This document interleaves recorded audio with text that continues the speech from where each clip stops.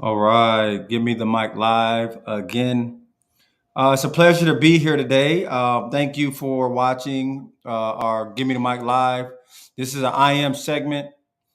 Just to be clear, Mrs. Bailey Lucas has given me the mic one Sunday a month to showcase intersections of minority business, technology, and inspirational stories. So I'm proud. I am thankful to be here today with you guys for the next 30 minutes. Today we got a really cool collaboration. I got one of my tight friends from. He reminded me high school. We went to college together. We started actually. I think we've started multiple business projects together. And again, just a phenomenal friend. He's just like my family, and we've been on this journey together. So let me give you a little bit about Andre. So Andre's a Jamaican native. He started his journey with me in high school. We went to college together, Florida State alum. He's an organizational founder. He has I think, a finance banking background, and he is, of course, a serial entrepreneur. And without you know spilling the beans, I'll let him talk about all the projects in. But today we're going to be talking specifically about the benefits and opportunities with franchising. And again, my friend, my brother, my spiritual homie is Andre Campbell. Welcome to the group. Just like everyone, my life is jam packed. I'm always on the move. Whether it's personal or business, I live in the fast lane. But self care, mentally and physically, is top priority for me. That's why I'm a part of the Texture Club at my favorite salon. They always treat you like family, and that experience leaves me wanting more. So instead of worrying about my ends, treatments, and styles, my easy monthly subscription to the Texture Club solves everything. I let the pros focus on my hair so I can focus on the other things that matter in my life.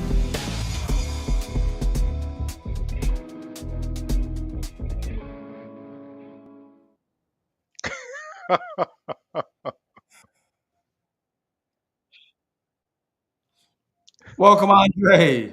Give me the mic live.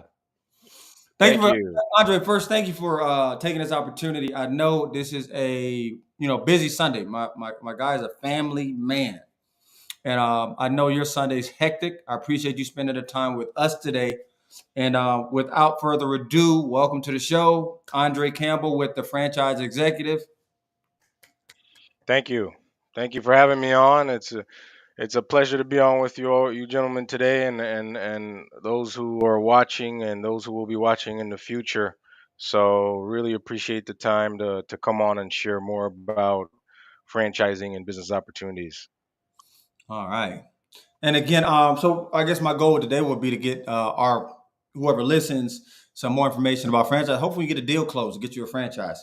I've been having some conversations. I listened to the universe, and the universe was telling me that a couple of my partners that they need some franchise opportunity. We need a system. So I'll let you jump into that.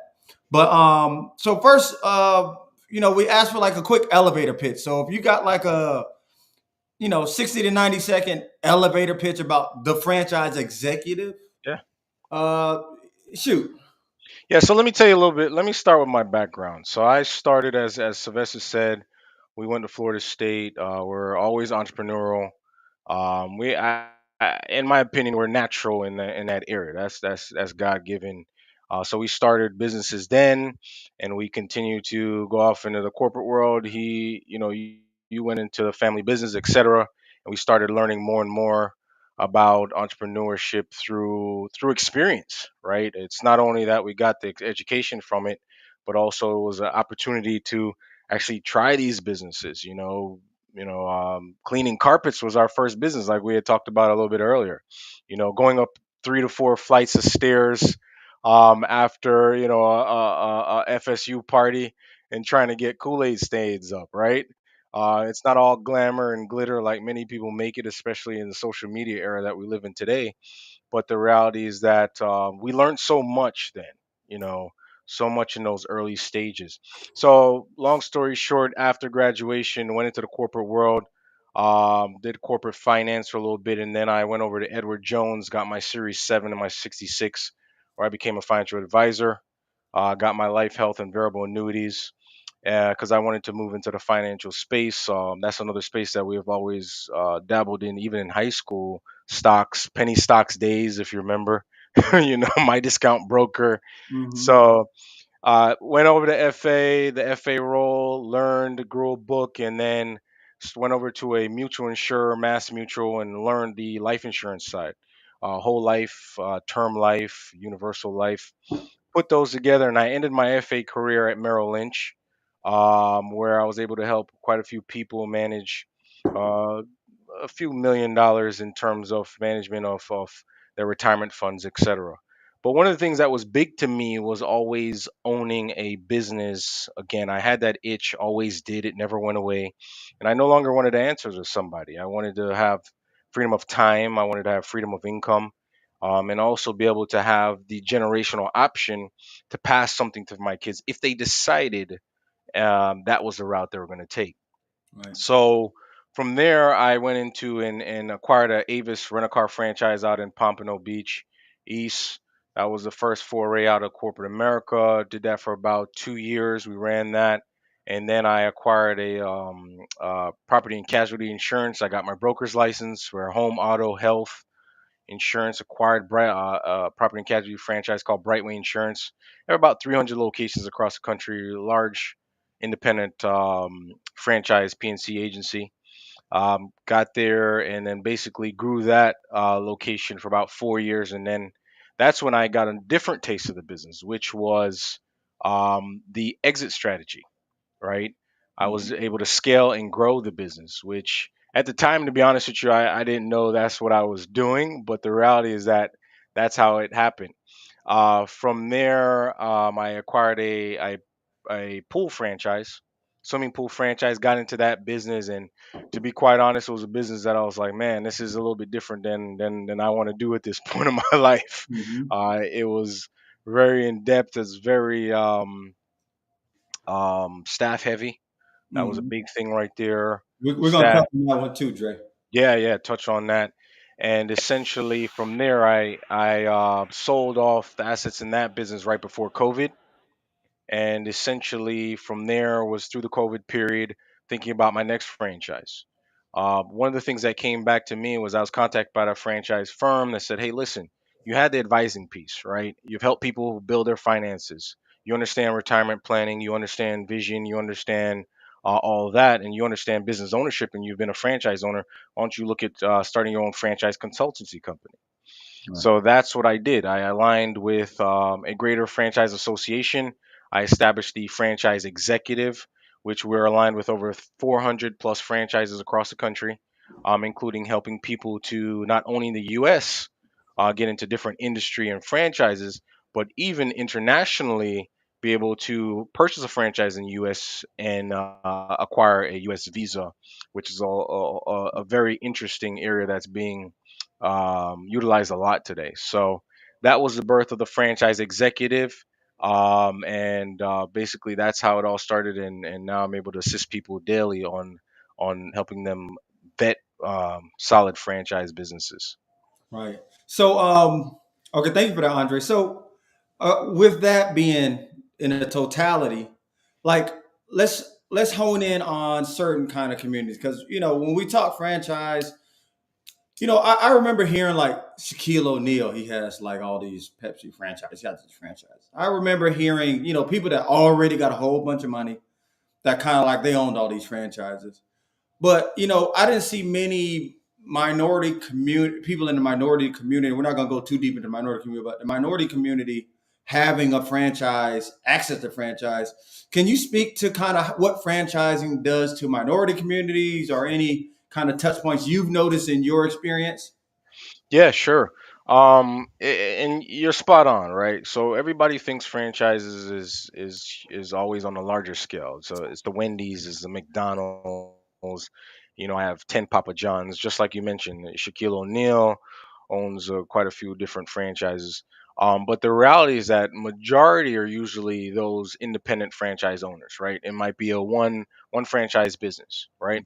The minority community now is a little bit different. Obviously, minorities make up about 30% of franchises. 30%. So it's not a huge amount in terms of business ownership. I think there's a lot of leeway that we have there we can make up. If I was to break it down and just to give you guys some stats, I break it down even deeper into the minority community. Asians are about 11%, Hispanics are 10%, and then when we get down to blacks, 8%. So you'll see how the impact is taking place. And then if we look at the general population numbers, right? You're going to see the little flip there, right? Mhm. So I think there's a huge amount of opportunity. I know there's a huge amount of opportunity in the minority communities, and if you delve deeper into each ethnicity, right, and each race, there's even more opportunity there for the minority community to buy established businesses. That I mean, sometimes you have franchises that are not in the millions. You have franchises at Right. 15, 25, 30 grand, right? Right. Less than a car costs today. Let's Right. be real, right? So now, You what buy, I find is now what I find is challenging. A lot of people trying to wrap their head around our franchise concept is this whole thing of I got to do everything myself. I don't want to own a Papa John's. I want to own a Papa Bailey's. I want to own a Papa Andre. Why do some choose to be like, hey, look, I don't care about that. I want Papa John's versus somebody that wants, say, a Papa Bailey. Can you speak to kind of the difference in starting your own thing yeah, by yourself versus entrepreneurially starting something as a franchise? Can you talk to yeah, that briefly? yeah, huge difference, especially in today's day, right? Like we mentioned, when we started a business 20 years ago, let's talk about trust, right? We live in an era where social media is a huge factor in everybody's life, and trust becomes one of those things where you're just not sure, right? Reliability and sourcing of information is not necessarily valid on all levels, right? 20 years ago when we started a business, you could just put up a name, Bailey's carpet cleaning, and put your name into the yellow pages, and somebody would call you up. And the question is not whether or not you're a valid business. The question would be like, okay, is he going to do a good job? I think today's day and age, the question even comes farther beyond that. We're not even at valid. We're not even at, are you going to do a good job? The question is your business valid? Right? Is there a fraudulent component there? So if you look at the independent portion versus a franchise portion, the main thing, if you think about it from a franchise portion, you're getting number one, a brand name, an established brand name. So automatically that trust factor is already checked the box, right? If I go to ABC's Plumbing versus Mr. Rooter Plumbing, they don't know the same person could own both entities. But Mr. Rooter's brand name alone carries 50, 60 plus years.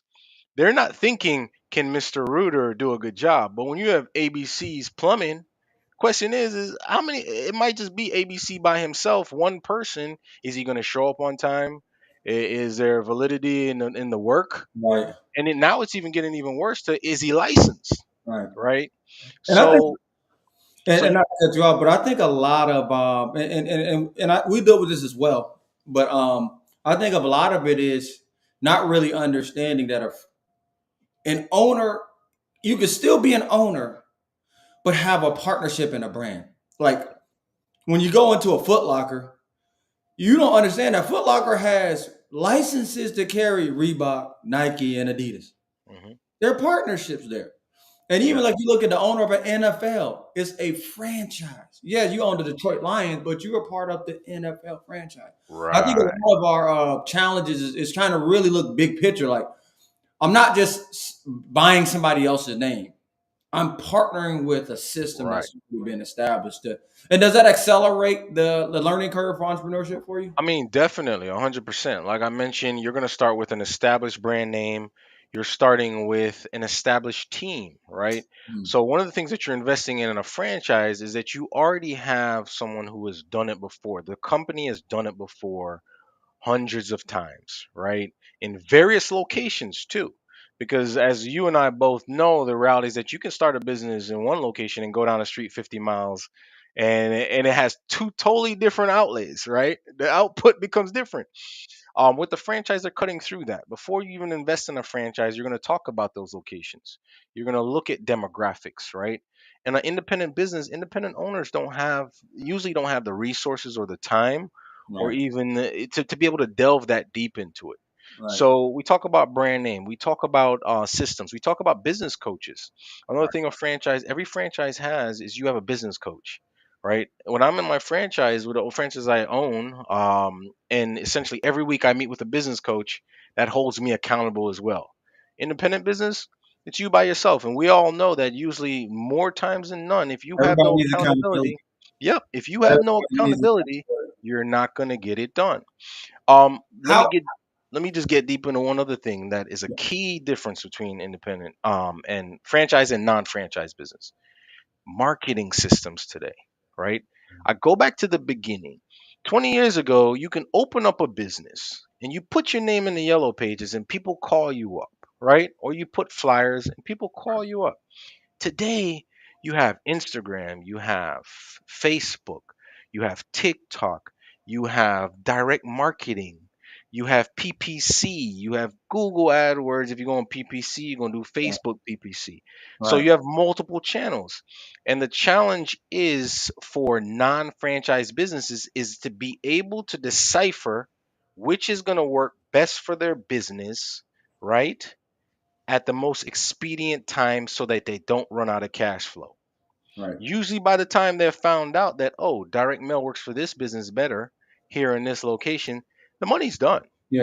You and could they're have bought tired. for you guys already. Yeah, it's You could have done. bought a partner already. So that's what franchise is done. Our franchise is going to tell you, listen, this is what our marketing plan is, and this is what we have seen become successful more times than none. So those are some key components there. That I mean, that franchising definitely has multiple advantages over All right. I want non-franchise to touch business. on. So I want to touch on a specific one that me and you always are grappling with a concept of, and it's staff. Like one of the biggest challenges is getting people to collaborate, aka work, to get something done. Like, how does franchising overcome that challenge?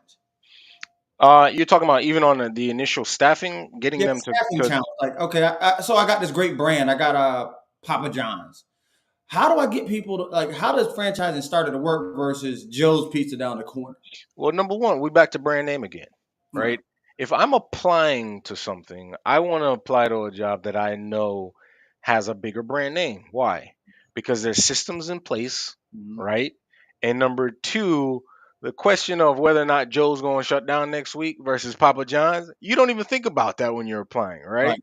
Right? So even on the front end, when I put out an ad and it's a franchise location. So for example, I put out an ad, yeah, we have 50 locations across the country versus I'm ABC's Joe's Pizza, yeah, and I got one in this area. The question comes is, do you have enough finances to be able to pay me one? And then do you have an advancement portion, right? Mhm. If I'm a type of individual that's ambitious, okay, great. I go to Joe's, I can go to Papa John's. Papa John's has a pathway, Mhm. right? I start at the counter, I can go to assistant GM, I can possibly go to GM, I can go to regional, right? Right. Joe's is not doing anything. Joe's has a ceiling, Right. right? You're gonna start at the counter, and because more than likely the owner's working right behind you, Right. and the reality is that you're probably not gonna have any Yes. pathway. So franchising helps that. Another reason, let's also look into this in depth. If that person decides that they want to move on to another position, what do you think looks better on their resume? I work for Papa John's, or I work for Yes. Joe's Papa Pizza. John's. Right. Exactly. So everything is Right. about that collective brand power. That's there. That's Okay. there. That's why the brand protects it. And that's why it helps in staffing. It's so much easier to staff a franchise business than a non franchise business, Right. I get it. in my opinion. Definitely. So we got two more questions. I know this segment is 30 minutes. We're trying to stay on track. So with this one, what advice would you give? I know for a fact I got a tons of friends that we've already discussed it. Even our group, you've consulted our investment club before. Um, what advice would you give aspiring minority entrepreneurs looking to enter the franchise industry and to start their own franchise? So Well, okay, so if they want to start their own franchise, I mean, the best advice I would give, and I'm not being facetious here, is to contact someone like myself. And I'm gonna tell you why. It's because let's be real. I've been down the road, right? And anyone that has done it before, that's who you want to talk to because they're gonna be able to tell you and navigate the ins and outs of franchising overall. So part of our process is we're talking to you number one from a personality first, right? What happens when you go direct to the franchise? If I call Papa John's right now, Papa John's, the person behind that phone is hired by Papa John's to sell Papa John's, right? When you call me, we're going to go through a process. Hey, let's talk about what you're trying to attain here. Is it you're trying to leave your corporate job 100%? Or you're trying to do something as a second business while you keep your corporate job? And Right. then I then navigate that space and say, well, these are the franchises here. What kind of capital investment are we dealing with? Papa John's gonna say, well, listen, you need $1 million. Oh, you don't have that? Well, I'm sorry. Right. Find something else. I navigate that space. Whatever that number is, we talk about it and see what the working capital requirements are going to be, and then be able to guide you down there and say, well, this is going to be the best option for you based on what you're trying to do and your time commitment, Right. right? How much time do you have to invest in this business? So that's the difference in the two. So essentially, you work to match the person with the business. If I were to call a direct business, they're looking to sell me. That's So that if we that. call Papa John's, they're not selling me on somebody else's time. They're selling me on we need $1 million and I need 60 hours of your life a week to Right. get this done. Versus you'll be able to look and do a prototype of what works best for a potential franchise. 100%. Because remember, they are W-2. They are there to hit numbers, Right. right? So if they open up a little, if Papa John's opens up, example, right? Papa John's opens up in Atlanta, a certain sect of Atlanta. They're like, we need 10 more stores in this area within the next 12 months. Those development reps are there to sell that Right. to whoever's financially qualified, usually, right? Versus what tends to happen there, and that's sometimes the bad stories that you hear about franchising. Oh, I had this bad experience. Well, let's talk about how you even found a franchise. You went direct there. Well, you probably got sold on that franchise, right? Right. You work 60-hour weeks. Yeah, you probably did work 60-hour weeks because that was what that business required. But Right. you didn't understand that the person behind the phone was there to sell you that business. While you talk to a consultant who has owned multiple businesses, I'm gonna say, listen, you're gonna work 60 hours probably the first 18 months. So is that what you want to do? And if Right. you don't, let's look at this model. Look at something Oh, else. let's look at something else. So that, So, so that leads me to my pipeline question. Now I know there's no right or wrong answer to this, and I also know that it's a depends type of answer. But what's your personal best franchise? What's your favorite franchise out right now? And briefly, why is that your best franchise? all right. So, yeah, once again, and you're right. It's gonna come down to the individual, right? I'm gonna tell you, it comes down to the individual, right? And the reality is that every franchise is not for everybody, Right. right?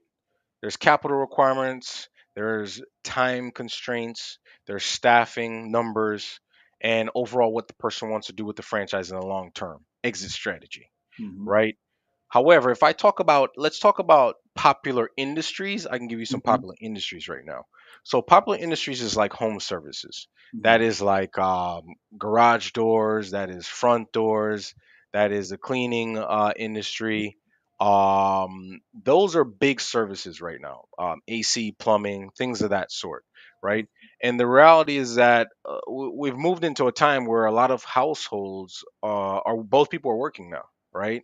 So everything has to be outsourced, right? So that's why home service is there. Another industry I really like a lot, and I own a franchise in it now, is sports, Mm-hmm. right? Sports is a big thing, and I don't see that changing in a youth sports Right. especially because and you and I both know this and parents can definitely attain this. I Right. remember when we came home we would go outside and play with our friends outside. The kids normally don't do that anymore. Everybody's in an organized sport, Yeah. right? So that's another industry that I like as well. So those two are two industries that I really like. All right. Thank you. That's great. All right, so now we're gonna move to what I call the lightning round. Okay, so lightning round. We're in our last 5 minutes of the show. So I'm just going to say a word, and you say the first thing that comes to your mind. So there's no right or wrong answer. It's just kind Oh of boy. spit fire now. Okay, so I didn't send you these ahead of time, so you can just kind of get right to it. All right, so American Dream, Wealth and health. wealth and health. Hmm. Branding, McDonald's. Donald. Trump. We almost got one. Okay, good. No shade, Mr. Trump. All right, microphone. Oh wow. Microphone. Michael Jackson. I don't know why I think about Michael that one. Jackson. Hey, it's a Yeah, class. he had that pretty mic. He had a pretty mic. I remember that mic. Yeah. All right, AI. Oh, Chat GPT. ChatGPT winning. Okay, so you survived the lightning round. I think we got a laugh out of that one. So on closing, I got one final question, and it is: in what ways do you see franchising in your business evolving, and how do you plan to adapt to the changes of it? Involvement is taking place a lot in the marketing aspect. That's the biggest thing that I'm seeing involvement, right? You have, like I just mentioned, Chat GPT nowadays. Previously, you would have to hire writers, but now AI is taking that over. So when you look at involvement in the franchising industry, it's got to be on the marketing aspect, and there's so many other platforms I think that are going to be coming up in the future, and to stay ahead of that, and that's another key part of franchise, is that one of the things that all home offices do for franchises, that's part of their role, is to get ahead of the current things that are happening and being able to talk to the franchisees about that and seeing how they can leverage that to their advantage, and to grow the revenue and the profitability of their business. So those are some of the things, but I think marketing is going to continuously change and change at a fast pace. All right, thank you. So, Andre, that concludes our Give Me the Mic segment. I want to thank you. And to all of the listeners and watchers out there, we need your support. We need you to like, we need you to subscribe. And if you are seriously looking at a business venture, you now have a resource to go to. So when we hit 1,000 subs and all that, we want you going to the franchise executive. Remember, we're taking all sizes. You ain't got to have $1 million. Now, don't be coming struggling. Try get your life together first before you come speak to Mr. Campbell. But if you're trying to seriously get into a franchise, a system, somebody that has already done it, and again, I've seen them do it, and is currently doing it, you have a resource. And is a consultation free, Andre, or they got to pay for that? Yeah, yeah. So we do free initial consultations just to definitely talk to you and be able to see more about services. Yep. Okay, and how long is a free one? I Free don't want one's to. 15 minutes. Okay, 15 that's minutes. 15 minutes, guys. That is not an hour, and that's one initial consult. So don't call him 3 weeks back to back trying to build the franchise yourself. You get 15 minutes of free, and he's going to set you on the right path. And we talked about the thing about trust in this thing. We really need trust to get ourselves on track. And again, he works on franchises small to large. I mean, you can get a hotel franchise. So don't think we're just talking about Papa John's or Wingstop. We're doing hotels, restaurants, home services, etc.